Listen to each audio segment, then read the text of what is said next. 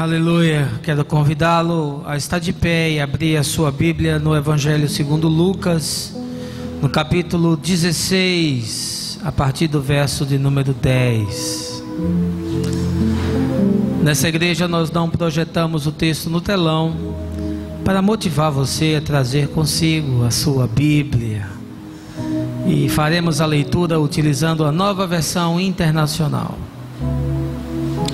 Lucas 16, a partir do verso de número 10, diz o texto: quem é fiel no pouco, também é fiel no muito, e quem é desonesto no pouco, também é desonesto no muito. Assim, se vocês não forem dignos de confiança em lidar com as riquezas desse mundo ímpio, quem lhes confiará as verdadeiras riquezas? E se vocês não forem dignos de confiança em relação ao que é dos outros, quem lhes dará o que é de vocês? Nenhum servo pode servir a dois senhores, pois odiará um e amará o outro, ou se dedicará a um e desprezará o outro. Vocês não podem servir a Deus e ao dinheiro. Os fariseus, que amavam o dinheiro, ouviam tudo isso e zombavam de Jesus. Ele lhes disse: vocês são os que se justificam a si mesmos aos olhos dos homens, mas Deus conhece o coração de vocês. Aquilo que tem muito valor entre os homens é detestável aos olhos de Deus. Esse é o Evangelho do Senhor. Louvado sejas, ó Cristo. Você pode se assentar, nós teremos mais um cântico.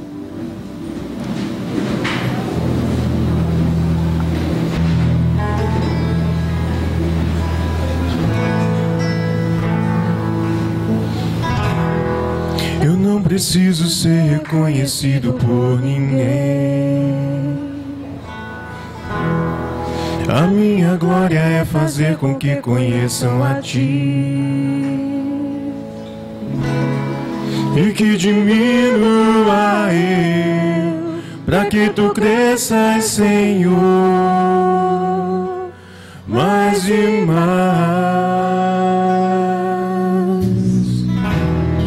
E como os serafins que cobrem o rosto ante a Ti, escondo o rosto para que vejam Tua face em mim, e que diminua eu, para que Tu cresças, Senhor,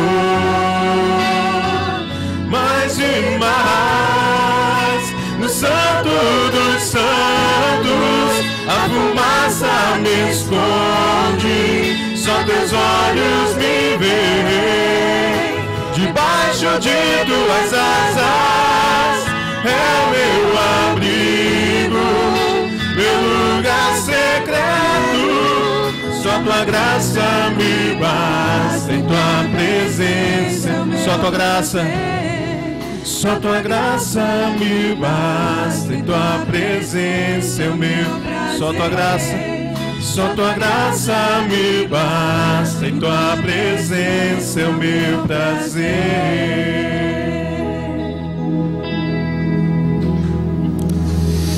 Aleluia, seja muito bem-vindo no nome de Jesus Cristo, o nosso Senhor. Amém, queridos?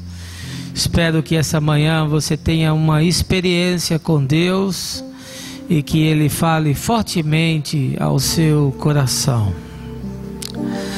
O dinheiro não tem a mínima importância, desde que a gente tenha muito. Frase de Truman Capote, considerado um dos mais influentes escritores do século XX. Eu pago. Quanto custa? Será que tudo nessa vida tem um preço? Será que qualquer coisa pode ser comprada? O filósofo alemão Friedrich Nietzsche, que viveu no século XIX, afirmou certa feita que a frase "todo homem tem seu preço" não era verdadeira. Todavia, completou, mas para cada um deles existe uma isca que não se consegue deixar de morder.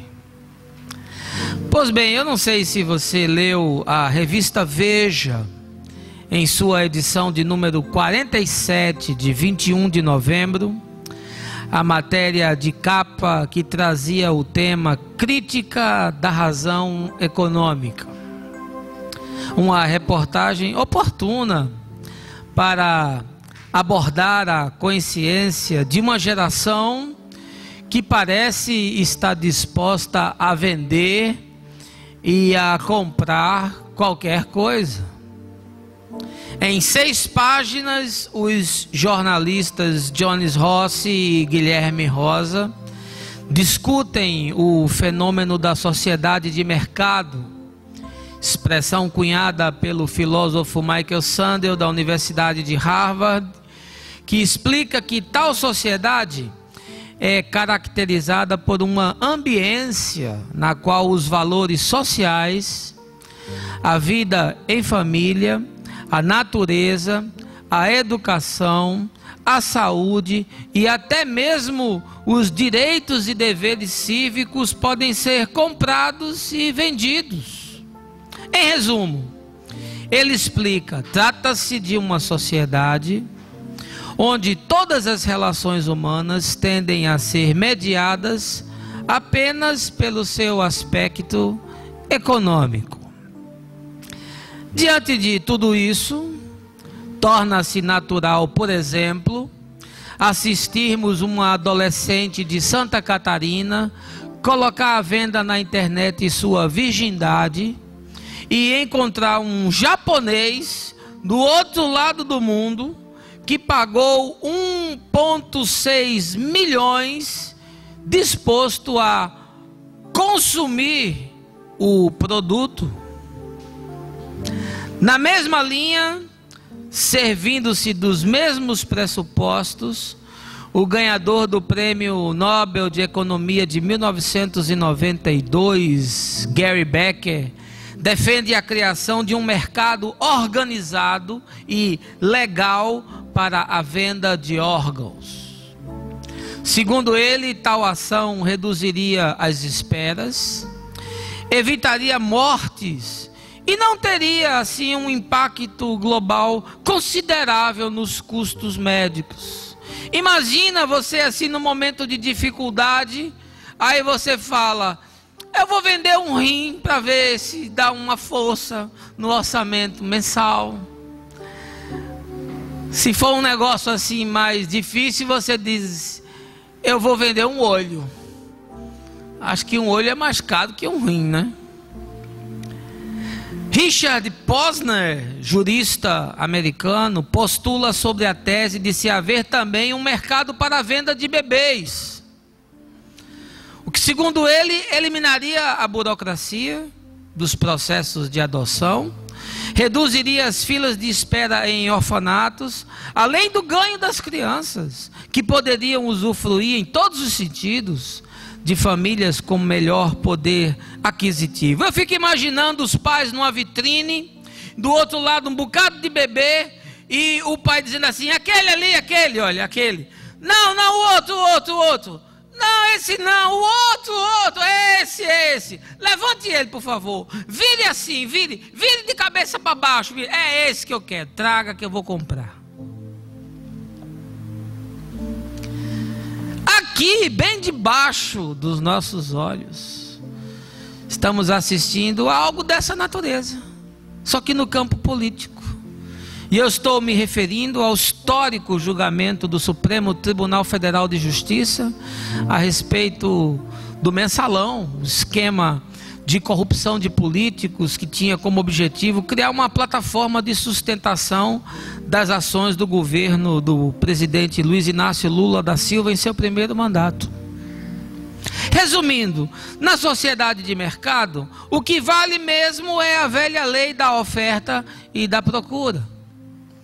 Tudo pode ser comprado, desde que se pague aquilo que se está pedindo. E tudo pode ser vendido, desde que haja alguém disposto a pagar. Segundo Sandel, nós ainda não estamos vivendo nessa sociedade, mas rumamos para ela a passos largos. Se me fosse possível voltar ao século XVIII, certamente eu teria prazer em chamar para a mesa de debates o último grande filósofo da era moderna, o alemão Immanuel Kant. Dentre suas muitas contribuições no campo epistemológico, Kant pode ser considerado como o pai do idealismo transcendente, uma corrente de pensamento que afirma que nós trazemos formas e conceitos a priori, ou seja, aqueles que não vêm da experiência, para as dinâmicas concretas do mundo. Foi dele a famosa frase: o homem não pode dispor de si próprio como se fosse uma coisa, ele não é sua propriedade. Uma afirmação desse calibre certamente teria muitos desconfortos nos dias atuais, sobretudo diante de fatos tão bizarros quanto os narrados há pouco. E você?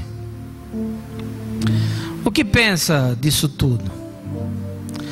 O que você faria se tivesse dinheiro e se visse diante de certas circunstâncias onde a ética e os valores morais e cívicos fossem relativizados e flexibilizados com vistas a se poder comprar o que não pode nem deve ser vendido? Será que ainda existem coisas no mundo contemporâneo que são inegociáveis? Ou o que vale mesmo é a frase do personagem do ator Michael Douglas, Gordon Gekko, no filme Wall Street 2, que afirma: o que vale a pena fazer, vale a pena fazer por dinheiro. Essa manhã eu quero convidá-lo a ouvir as Escrituras sobre essa questão. Aliás, não apenas as Escrituras, mas o próprio Jesus. A letra que encarnada fez o verbo ganhar significados. Vamos analisar 4 parábolas de Jesus que acabam revelando matizes desse tema nessa mensagem que eu intitulei 4 coisas que o dinheiro não pode comprar. Ao final veremos se a frase de Sérgio Joikman, encontrada na música de Frejá, Amor para Recomeçar, e que diz: desejo que você tenha dinheiro e que pelo menos uma vez ponha uma porção dele na sua frente, para que fique claro quem é o dono de quem, faz ou não sentido para você. Mas eu não quero prosseguir sem antes convidá-lo a orar. Baixe a sua cabeça, feche os seus olhos. Pai, nós vivemos nesse mundo onde as pessoas valem pelo que têm, valem pelo que pesam, do ponto de vista de conquistas, de posses, de bens, de dinheiro. Na sociedade da imagem é melhor parecer do que ser. Nesse tempo dos supérfluos, nesse tempo de lucros exacerbados e relações vazias, nós vivemos nessa era de muita pressão e pouca consciência. Vivemos nessa era de muitos projetos e pouca ética. E por isso essa manhã, expostos à Tua Palavra, queremos tornar a verdade, porque querendo ou não, estamos debaixo desse sistema perverso, e se não tivermos cuidado, acabamos sendo influenciados por esses sofismas E aí teremos não só a consciência, mas a nossa alma totalmente destruída. Preserva-nos por amor do teu nome e esclarece-nos pelo teu Espírito a tua palavra. Por Cristo o nosso Senhor. Amém.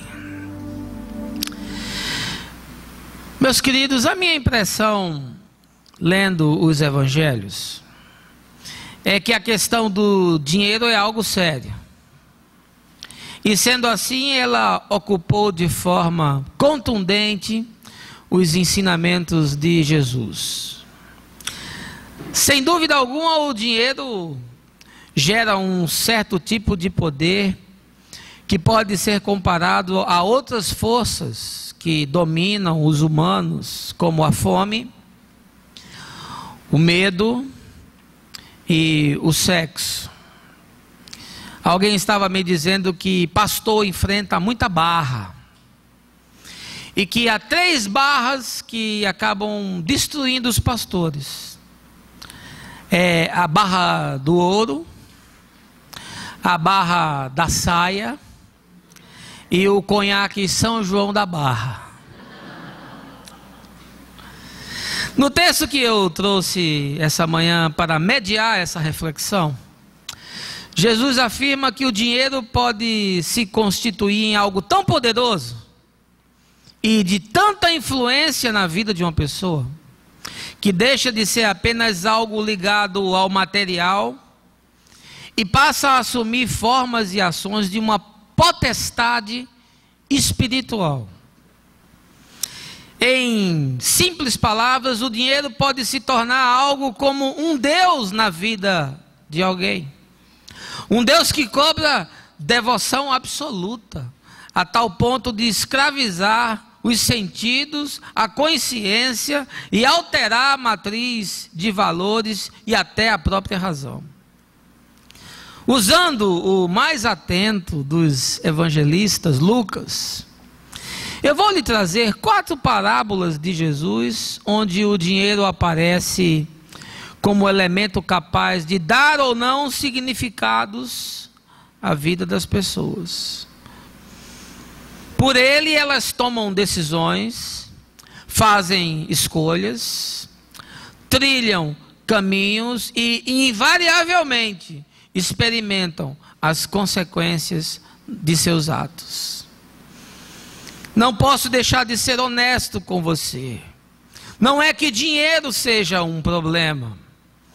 Paulo, de forma muito coerente, afirmou que ele não é um problema, mas que o amor ao dinheiro é a raiz de todos os males.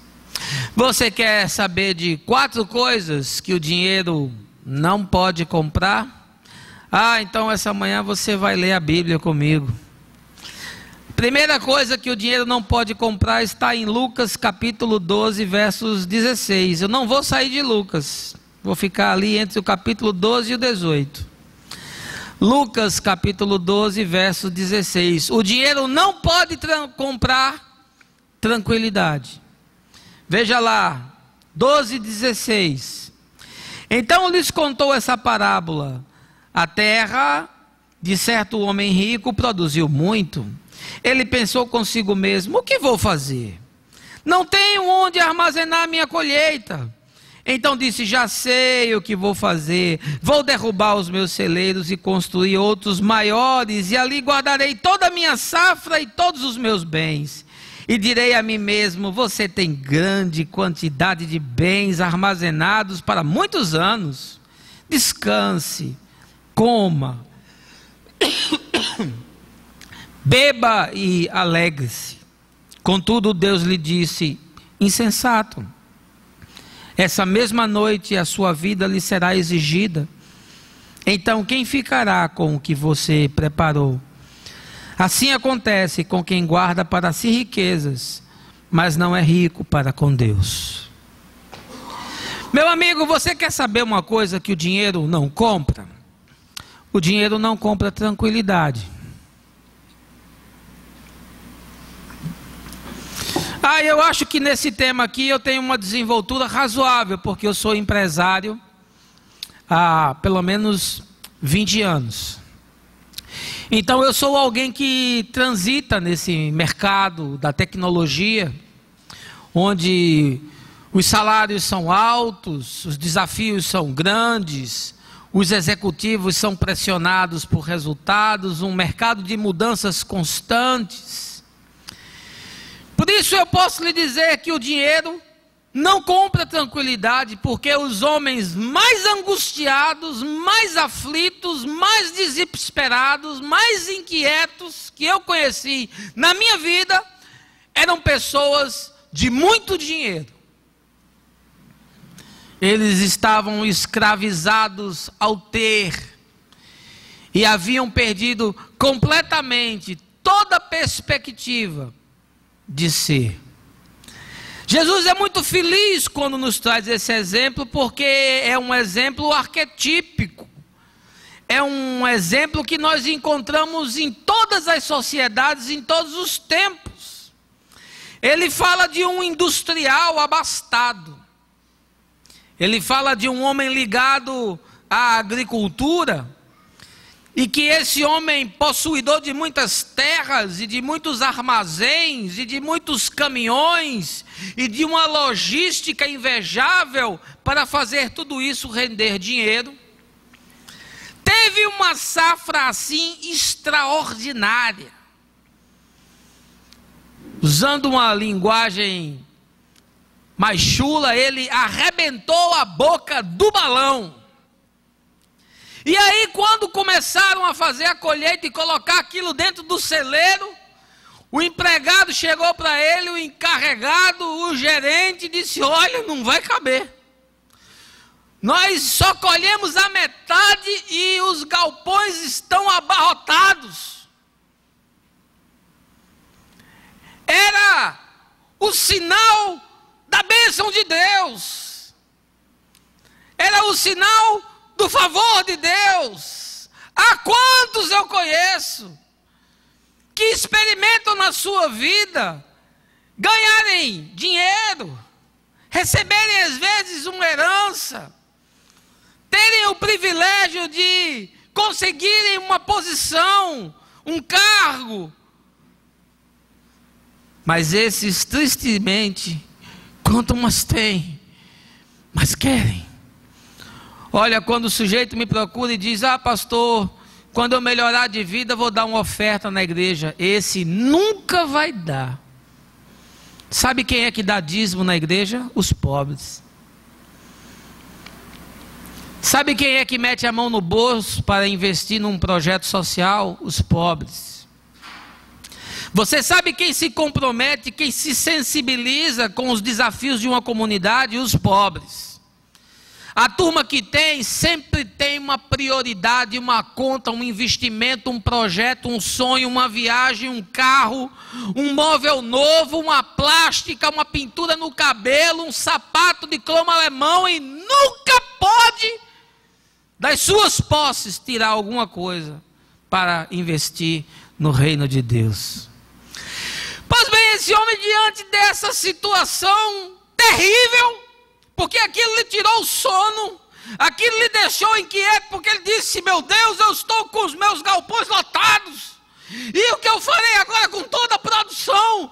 E ela vai se perder, ela vai se estragar, meu investimento vai por água abaixo. Mas ele já estava com tudo lotado.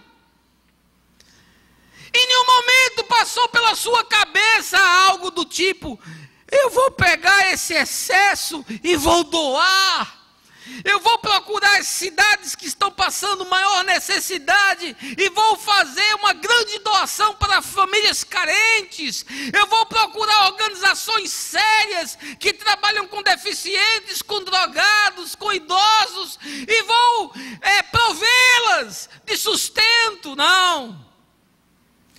A única ideia que lhe ocorreu, a mais brilhante de todas, a mais sensata, a única que fazia razão, a única que tinha sentido, foi a seguinte: vou pôr abaixo todos os meus galpões e vou construir 2 vezes maiores, aí eu não vou ter mais esse problema.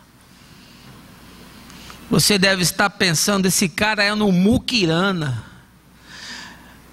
Ah, mas não é difícil você achar gente assim nos nossos dias, não.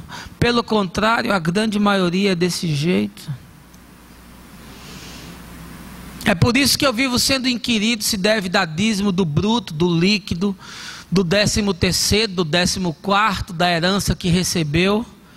Meu amigo, eu vou lhe dizer pela 10ª vez, não me traga aqui a oferta que não venha do seu coração. Ninguém aqui nunca lhe constrangeu lhe pedindo dinheiro. Ninguém aqui colocou uma faca no seu pescoço dizendo que vai vir um gafanhoto devorar as suas finanças. Ninguém aqui disse que você é ladrão, utilizando Malaquias 3 de forma perversa. Pelo contrário. Aqui se diz que Deus ama quem dá com alegria e que você, da sua consciência no Evangelho, deve fazer a sua oferta conforme as suas posses e conforme o seu desejo. Mas aqui está um homem preso à lógica do mercado. Ele quanto mais tem, mais ele quer. Mas o problema é que esse mesmo mercado que lhe dá muito dinheiro, lhe tira outras coisas. Ele tira a sua paz, ele tira a sua tranquilidade, ele tira a capacidade de você conviver com a sua família, ele tira a possibilidade de você viver com os seus filhos, ele faz de você um transeunte de aeroporto em hotel, e de hotel para empresa, e de empresa para aeroporto. Esse dinheiro que lhe traz muitas coisas, e alguns supérfluos da sociedade contemporânea, é o mesmo que lhe asfixia, é o mesmo que no fim do mês faz o seu gerente tirar a sua última gota de sangue, é o mesmo que lhe faz se dedicar 10, 15, 20 anos a uma empresa para depois ser jogado no lixo, como se fosse coisa qualquer. É esse mesmo dinheiro, sabe por quê? Porque ele não se apaixona por ninguém. O dinheiro é feito uma prostituta, ele corre para quem lhe dá mais. Quer saber uma coisa que o dinheiro não compra? O dinheiro não compra tranquilidade. Aquele homem era um homem que não dormia, botava a cabeça no travesseiro e via os caminhões chegando 24 horas por dia, o moinho moendo, e ele olhava pela janela e dizia: não vai dar, não vai dar, onde é que eu vou botar essa produção? E ele fazia conta e dizia: não vai dar, ainda tem muito no campo, vai sobrar tudo, o sol vai queimar, vai perder toda a minha produção, eu vou ficar pobre, eu vou ficar quebrado. Quantos não são assim? Talvez eu esteja falando da sua história. Talvez eu esteja aqui narrando a sua vida. E você não consegue ficar tranquilo. E você com a sua conta no banco dorme angustiado.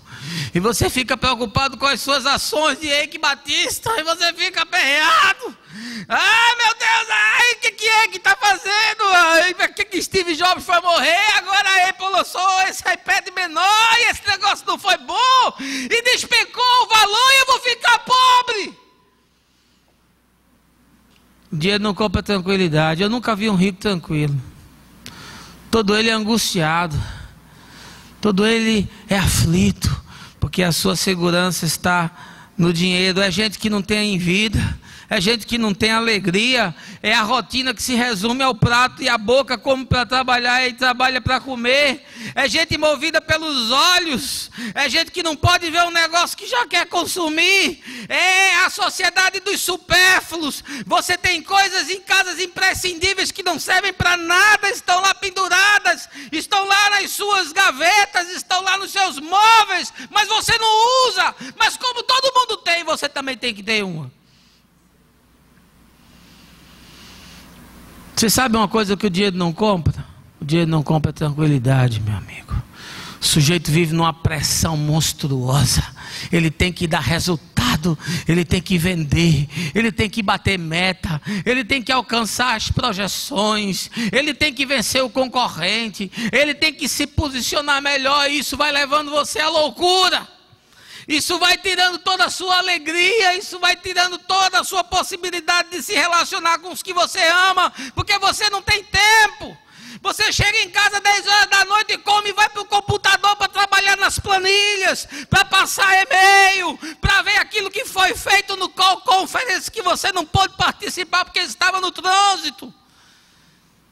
Eu sei como é. Eu estou nisso há 20 anos. Eu sei como é a rotina de um workaholic. Eu sei como é ser um executivo de mercado. Eu sei como é estar nos grandes centros e nas grandes mesas. Eu sei o que é estar com os maiores homens de negócio desse país. Ninguém me contou não, eu estava lá na mesa, eu vi como é. Eu olhei nos olhos dele, eu olhei na alma deles e sabe o que foi que eu vi? Eu vi angústia, eu vi desespero, eu vi aflição, eu vi medo daquele castelo de areia ruim, ele perder tudo. E aí Jesus chega para esse homem que derruba os seus celeiros e constrói outros maiores, bota toda a sua produção lá dentro, aí quando ele vê tudo abarrotado, ele diz: agora sim, agora eu posso ficar tranquilo, agora eu posso descansar a minha alma, agora eu posso me regalar, porque eu consegui armazenar o fruto do meu trabalho. Jesus diz: louco, você é louco. Essa noite vão te pedir a tua vida. E o que você tem preparado? Para quem será? Eu quero lhe fazer uma pergunta essa manhã. O que é que você tem preparado? O que é que você tem produzido na sua vida? Se nós hoje fôssemos medir o resultado do que você fez, o que nós teríamos? Coisas ou conteúdos?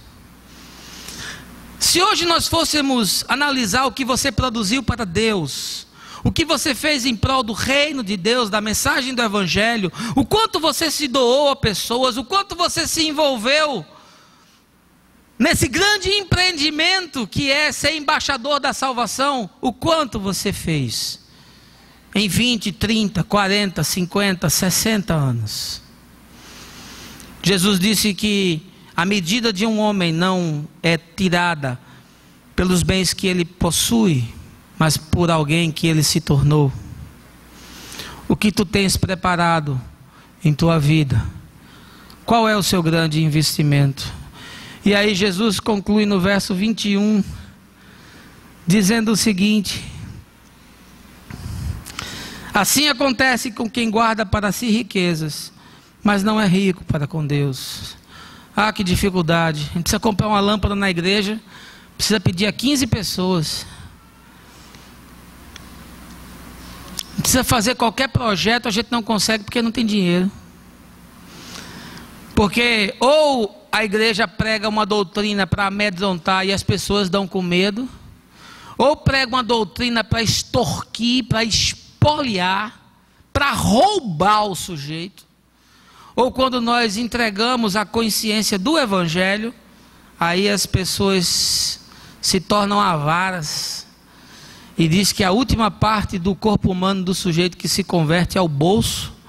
E em muitas ocasiões ele não se converte. Quanto que você investe na obra de Deus? Se Deus te desse o dobro ou o triplo do que você investe, você viveria com isso?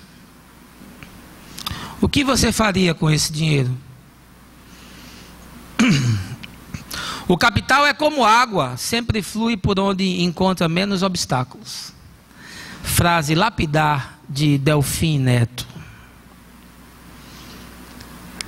Sabe uma coisa que o dinheiro não compra, em segundo lugar?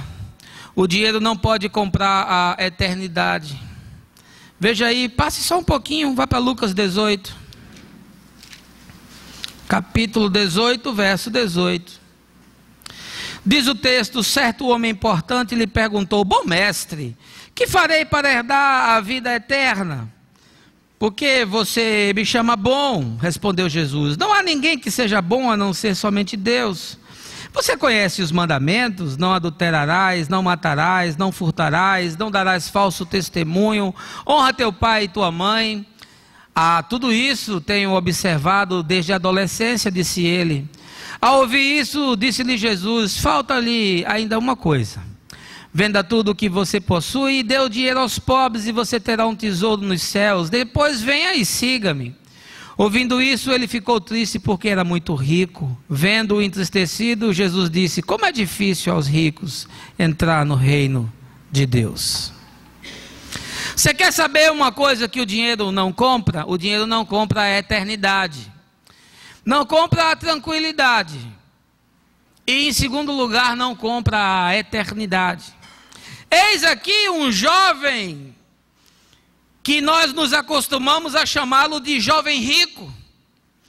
E ele procura Jesus, entendendo que Jesus é um rabino, e faz até uma média chamando Jesus de bom, um adjetivo que o judeu em hipótese alguma utilizava, porque bom era um adjetivo única e exclusivamente usado para Deus. E aí Jesus corta logo o barato dele, diz: olha, não vem com fuleiragem não, porque bom só há um, que é Deus, e você não me reconhece como Deus. Mas ele se aproxima de Jesus, e ele é um homem de muitas posses, ele é um homem de muito dinheiro, ele é alguém que tem muitos investimentos. E aí ele diz: bom mestre, o que é que eu posso fazer para herdar a vida eterna? O que é que os meus méritos podem produzir para que eu herde a vida eterna? Talvez aquele era um homem acostumado a comprar tudo, e ele sabia que tudo tinha um preço. Ele sabia que tudo podia ser adquirido, desde que se fizesse uma boa negociação. Quem sabe ele esperasse de Jesus algo do tipo: olha, faça o seguinte, aumente um pouco o seu dízimo, já que você dá 10%, passe a dar 15%. Tem uma moçada aí que no fim do ano diz até para a negada dar 20%. Jesus seria até generoso dizendo 15%. Ou então, quem sabe Jesus dissesse assim: olha, comece a dar mais esmolas, você está dando pouca esmola, mas dê um pouco mais, seja mais generoso, tanta gente no sinal, tanta gente debaixo da ponte, agora no Natal faça umas cestas básicas, isso vai aliviar a sua consciência, isso vai dar assim um reconforto no seu coração. Você passa o ano todo sem se preocupar com ninguém, mas nessa época a consciência se aguça, o bom velhinho vem na sua cabeça, e aí você, quem sabe, vai distribuir umas cestazinhas. Faça isso. Ou quem sabe Jesus disse: olha, você precisa investir mais no social.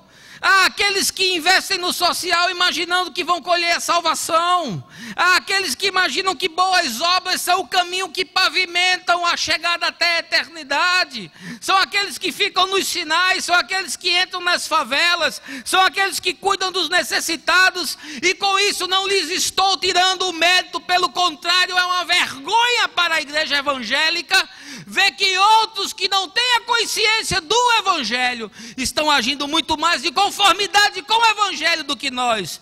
Muitos nos precederão no reino dos céus, e você ficará assustado em vê-los assentados junto de Jesus.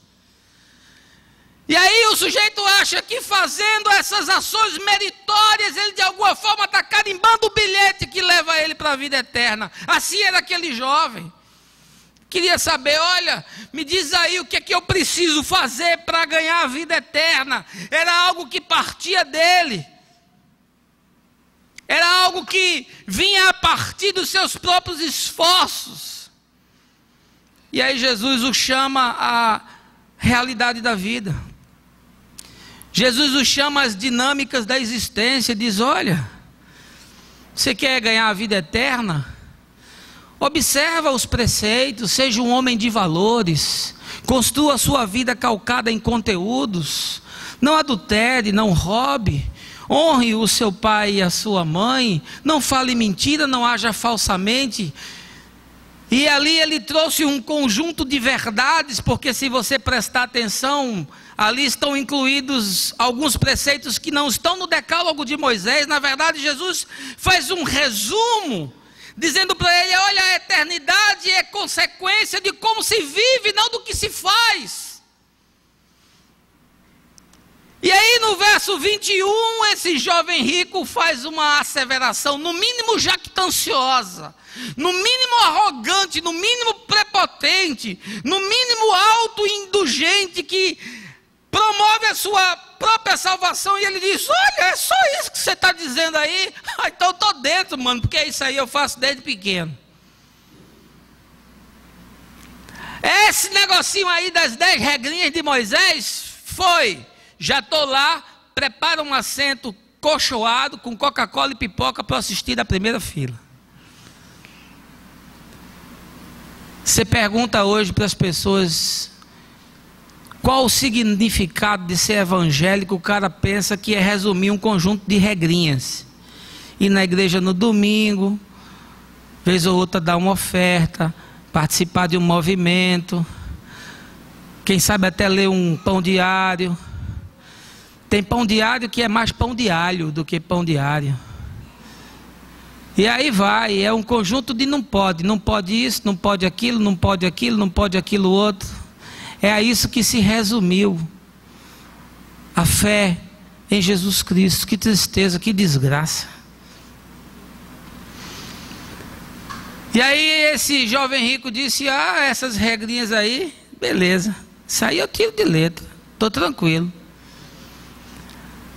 Aí Jesus escaneou o seu coração, foi lá nos escaninhos da sua alma e viu que a sua segurança estava colocada no dinheiro. Viu que ele era um homem de muitas posses. E viu que talvez o seu desejo fosse, através das suas obras, comprar a eternidade. Aí Jesus disse: falta-te apenas uma coisa. E agora eu vou te pedir algo que tu não podes me dar. Só para que você saiba que não há nada que possa levar um homem a Deus, porque eu sou o caminho, a verdade e a vida. E ninguém vai ao Pai a não ser por mim. Vende tudo que você tem, dê aos pobres e depois venha e me siga. Se Jesus pedisse um braço daquele homem, ele dava, mas o dinheiro não, porque ali nós não estamos falando apenas de um bem material, ali nós não estamos apenas falando de um fundamento econômico, ali nós estamos falando de uma potestade. Na vida daquele jovem, o dinheiro já havia assumido as dimensões de Deus. Ele amava mais a Mamon do que a Jeová. E por isso Jesus disse: venda o que você tem e dê aos pobres. Se desapegue de tudo. Largue essas pseudo-seguranças que você acha que o dinheiro lhe dá. Busque a justificação que vem pela fé, porque o meu justo viverá pela fé. E segundo Paulo aos Efésios capítulo 2, a salvação vem pela graça, mediante a fé, não por obras, para que ninguém se glorie diante de Deus. Pois Paulo aos Romanos diz que todos pecaram e destituídos estão da glória de Deus. Sabe o que o dinheiro não compra, meu irmão? O dinheiro não compra a eternidade. Aquele menino pensava que podia comprar a eternidade. Aí Jesus disse: se você quer comprar, vou te pedir um preço que você não paga. Vende tudo que você tem e dá aos pobres, e aí você terá um tesouro no céu. Como tem gente tentando comprar a eternidade, com obras meritórias, com serviços prestados ao reino, com currículos de realizações, com boas obras, com esmolas e até com dízimos. O cara está achando que vai entrar. Que tristeza. Cuidado. Eu não tenho a capacidade de dizer quem vai e quem não vai, mas pelas escrituras o prognóstico não é dos melhores. E depois que ele saiu entristecido, no verso 24, Jesus disse: como é difícil um rico quebrar a influência e o domínio da potestade espiritual que o dominou. Como é difícil um rico entrar no reino de Deus, porque ele está apegado, ele está amarrado a essas coisas. Quando se trata de dinheiro, todos têm a mesma religião. Frase de Voltaire. Você quer saber, em terceiro lugar, uma coisa que o dinheiro não compra, meu amigo? O dinheiro não compra dignidade. Volte um pouquinho agora para Lucas 16, verso 19. Em Lucas 16, 19, nós encontramos o seguinte: havia um homem rico que se vestia de púrpura e de linho fino e vivia no luxo todos os seus dias. Diante do seu portão fora deixado um mendigo chamado Lázaro, coberto de chagas. Esse ansiava comer o que caía da mesa do rico, até os cães vinham lamber suas feridas. Chegou o dia em que o mendigo morreu e os anjos o levaram para junto de Abraão. O rico também morreu e foi sepultado. No Hades, onde estava sendo atormentado, ele olhou para cima e viu Abraão de longe com Lázaro ao seu lado. Então chamou: pai Abraão, tem misericórdia de mim e manda que Lázaro molhe a ponta do dedo na água e refresque a minha língua, porque estou sofrendo muito nesse fogo. Mas Abraão respondeu: filho, lembre-se que durante a sua vida você recebeu coisas boas, enquanto que Lázaro recebeu coisas más. Agora, porém, ele está sendo consolado aqui e você está em sofrimento. E além disso, entre vocês e nós há um grande abismo, de forma que os que desejam passar do nosso lado para o seu, ou do seu lado para o nosso, não conseguem.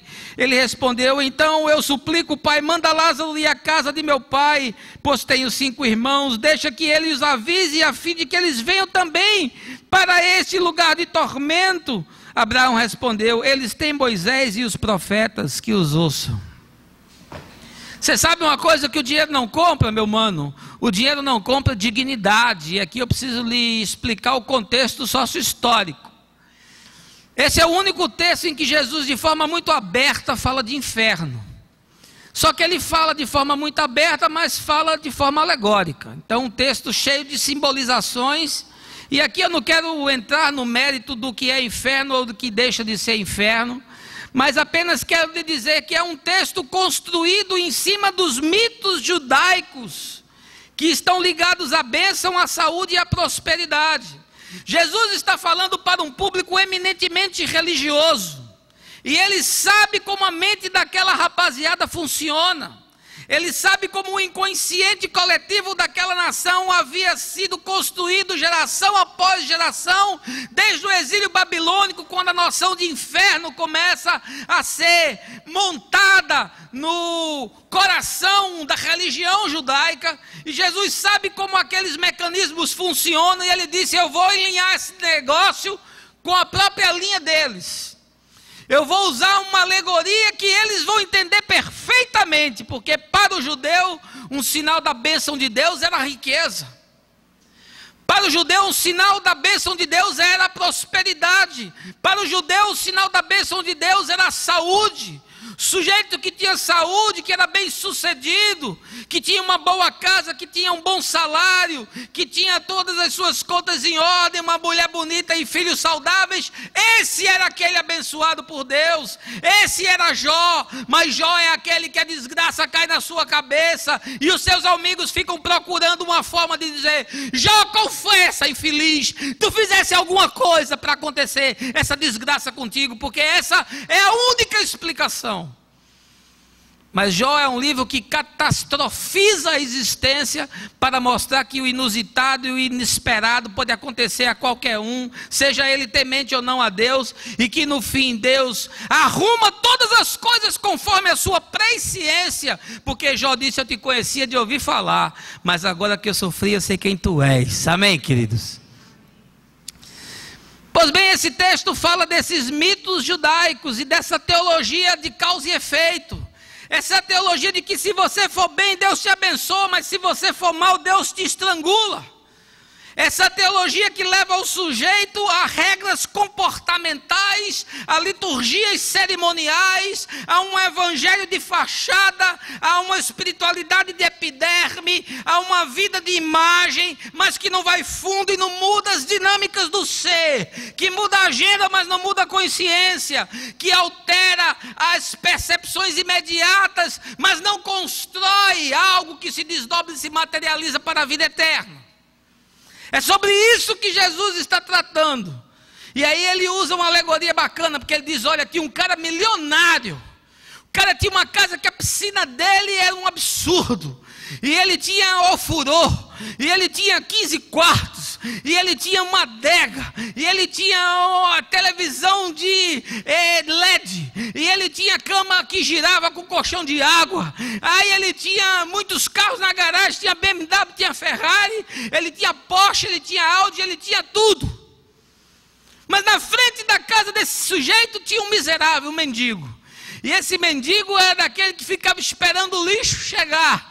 Ficava esperando que a refeição terminasse e viesse as sobras que os cachorros comiam, e os cachorros lambiam as suas feridas, porque ele era alguém amaldiçoado, Aqui estão as duas figuras de imagem: o bem-sucedido, o abençoado, o aprovado por Deus, aquele que Deus diz: esse é o meu filho amado. E do outro lado o desgraçado, do outro lado o perdido, do outro lado o quebrado, do outro lado o cara que jogou pedra na cruz. Estão aqui as duas figuras que estão no inconsciente coletivo da nação de Israel. E aí Jesus diz: agora eu vou embaralhar tudo, mata os dois caras. Aí morreu o primeiro pobre, porque o pobre sempre morre primeiro, né? INSS, não tem ambulância, não tem remédio, não tem nada, não tem médico, não tem receita. O pobre sempre morre primeiro.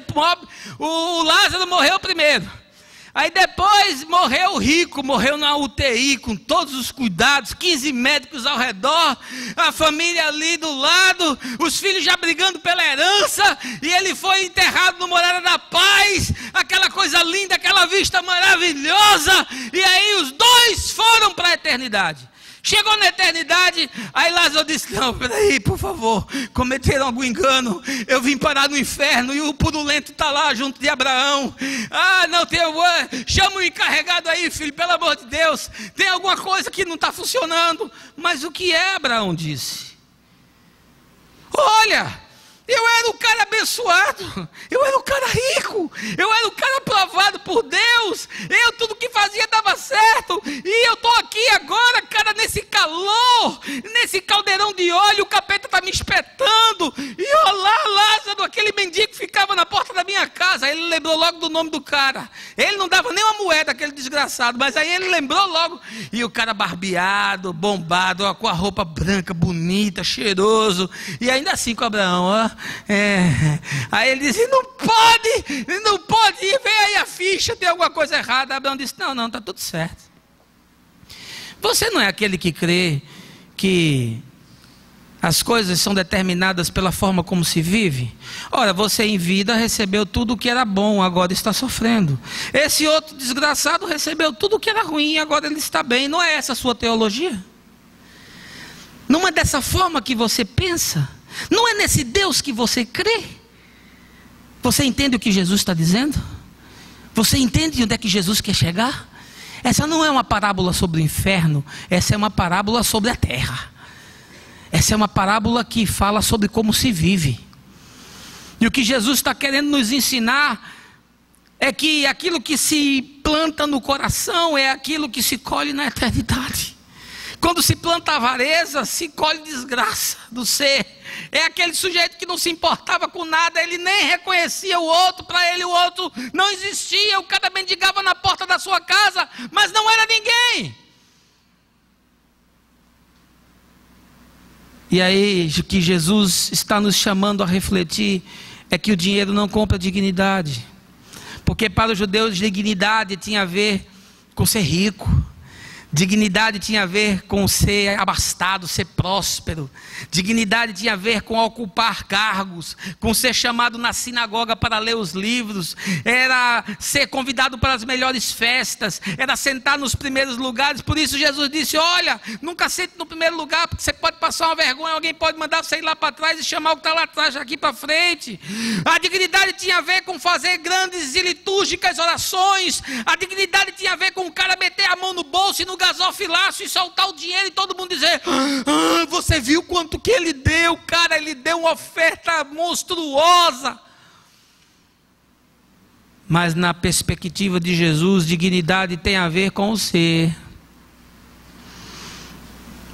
E desgraçadamente o que nós estamos vendo hoje é uma ressignificação dessa doutrina com o nome de teologia da prosperidade. Veja aí o verso 25.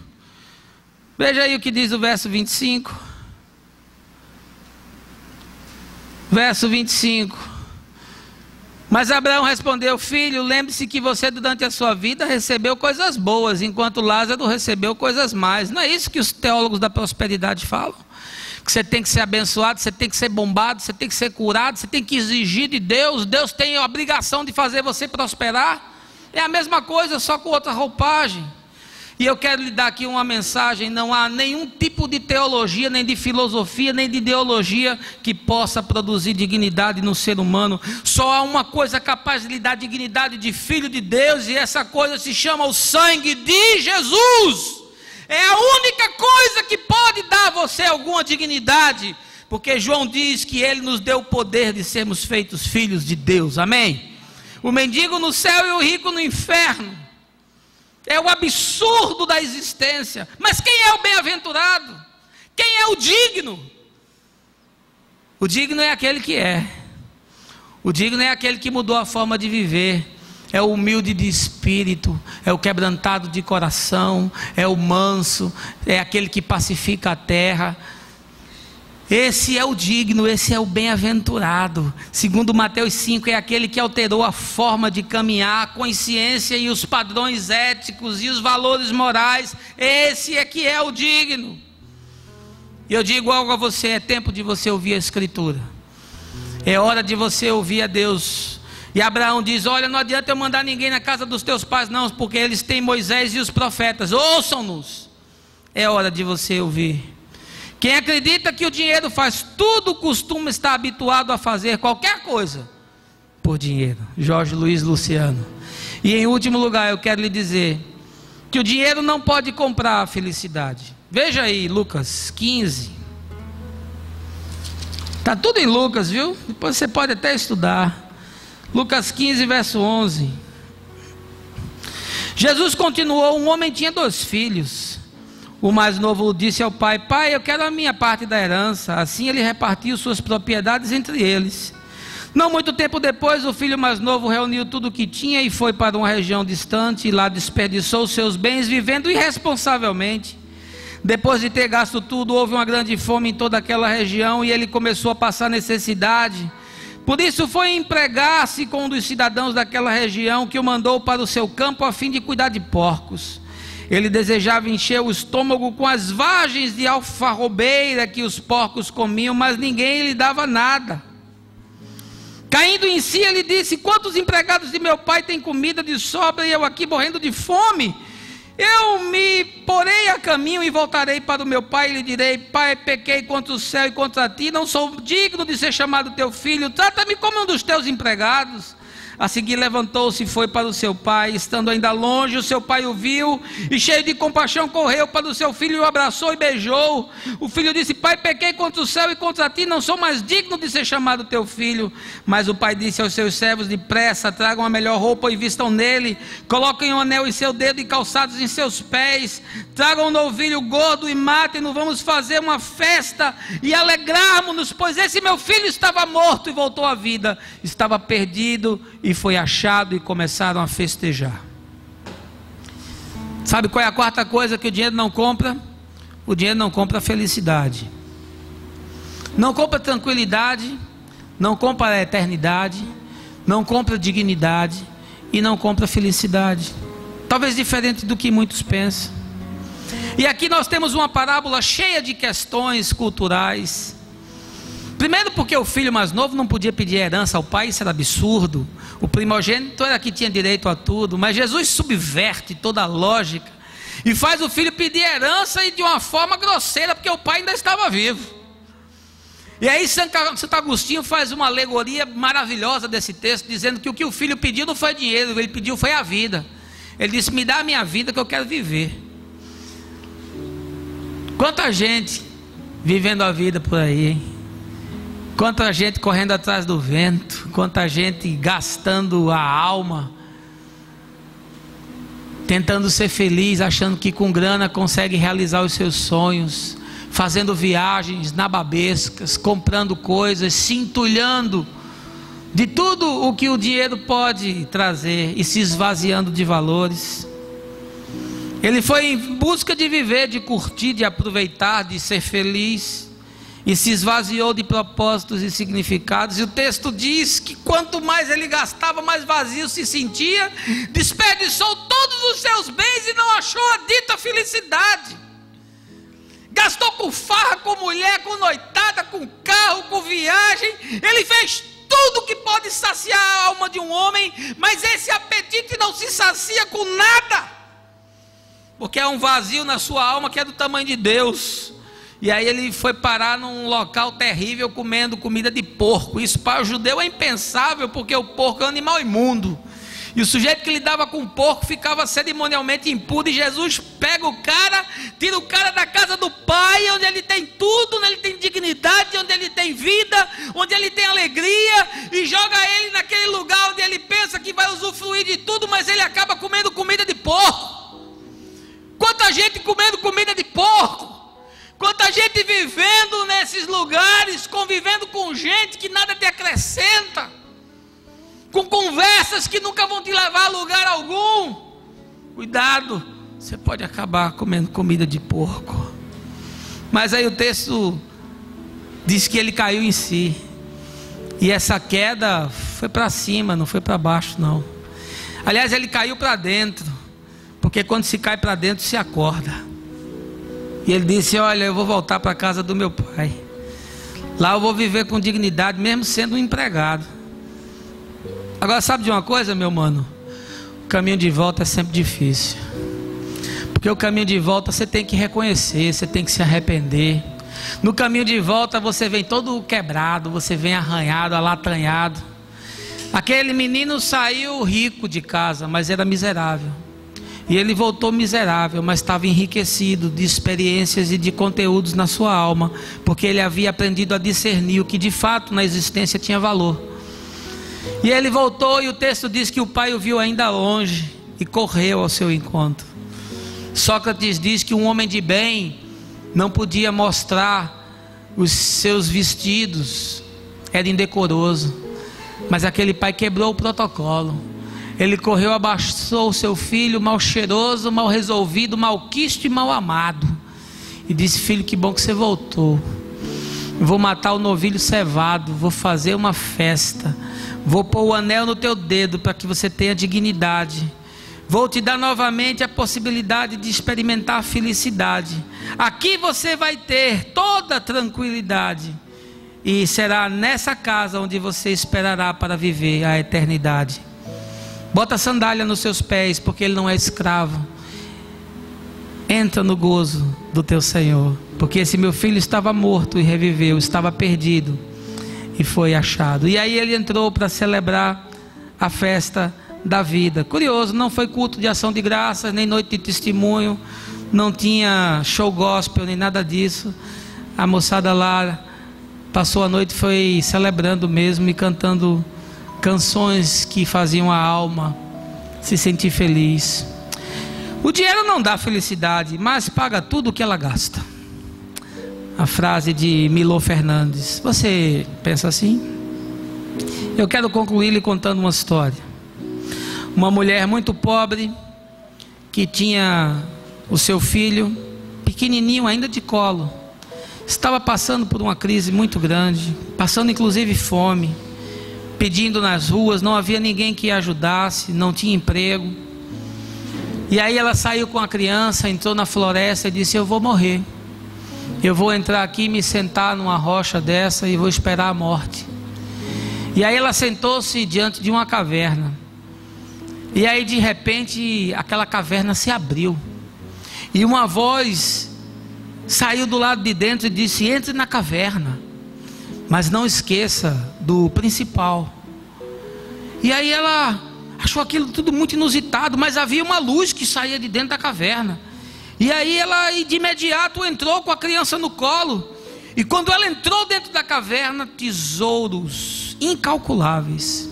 A luz era do brilho das joias, das peças de ouro, de prata, de bronze, colares, anéis, brilhantes, diamantes, esmeraldas, pedras preciosas de todos os tipos, artefatos construídos por artistas, dinheiro incalculável. E a voz dizia: pegue o que quiser, mas não esqueça do principal. E aí ela disse: puxa, os meus problemas estão resolvidos. Pegou uma bacia, começou a juntar moedas de ouro, pedras preciosas, e foi enfiando na roupa tudo que podia, e foi botando aqui uma jarra de ouro, e aqui um cálice de prata, e foi colocando coisa na cabeça. E aí ficou difícil, botou a criança num canto e começou a juntar e a pegar tudo. E aí uma voz dizia: olha, você só tem 1 minuto. E aí ela ficou desesperada, e aí foi juntando o que podia, foi pegando o que podia, e a voz dizia: não esqueça do principal. E ela pensava assim: o principal deve ser um diamante desse tamanho, deve ser um rubi, um negócio, procurou em todo canto, e a voz dizia 30 segundos,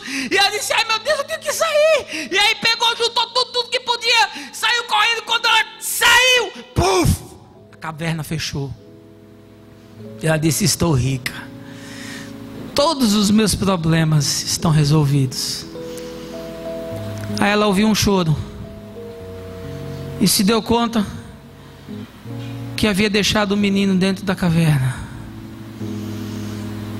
E aí a voz dizia, você levou todas as coisas, mas infelizmente esqueceu o principal. O que é que tem importância na tua vida? O que é que você dá valor? O que é que te tira da cama e move os teus sonhos? Em que você investe? Se Deus te chamar hoje, o que você vai ter para dizer para Ele? Você vai dar desculpas? Vai dizer que em 2013 é que você ia começar a render? Ia começar a se envolver? Ia começar a ofertar? O que você vai dizer para Jesus? Você com seus celeiros abarrotados, que não é capaz de tirar um centavo para investir na obra de Deus. O que você vai fazer com tanto dinheiro, se você não vai levar nada para a eternidade? Minha esperança essa manhã é que o mundo vire uma sociedade de mercado.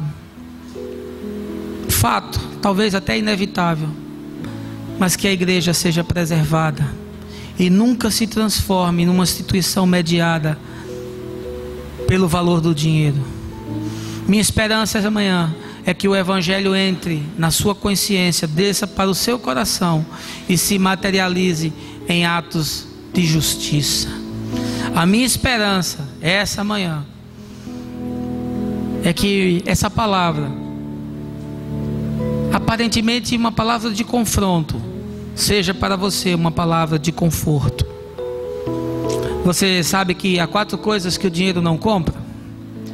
O dinheiro não compra a tranquilidade, o dinheiro não compra a eternidade, o dinheiro não compra dignidade e o dinheiro não compra felicidade. Para todas as outras existe o Visa e o Mastercard, com juros maravilhosos. Faça a experiência, você vai adorar. E que Deus nos abençoe em nome de Jesus. Amém.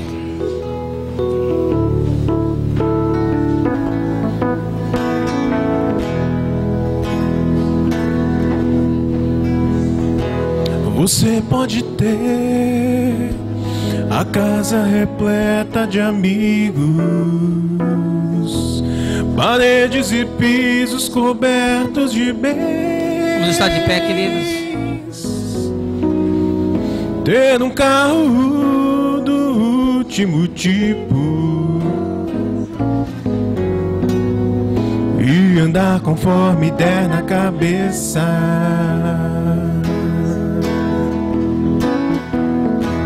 Ou pode até ser o cara que vive apertado, até mesmo dentro de uma lotação, curtindo a si mesmo no fim de semana, ao andar conforme der na cabeça.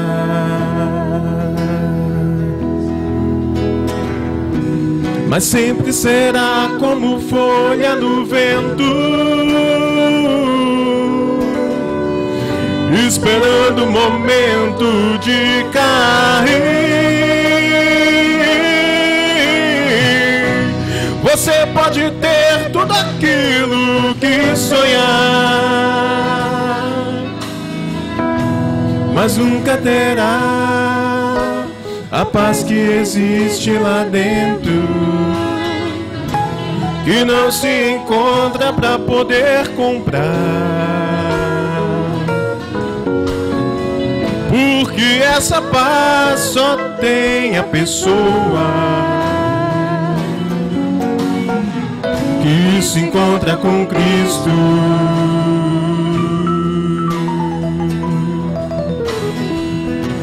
Mas sempre será como folha no vento, esperando o momento de cair. Você pode ter tudo aquilo que sonhar, mas nunca terá a paz que existe lá dentro, que não se encontra pra poder comprar.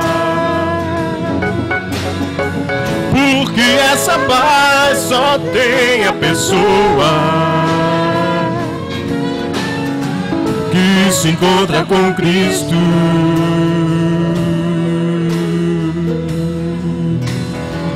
Que se encontra com Cristo.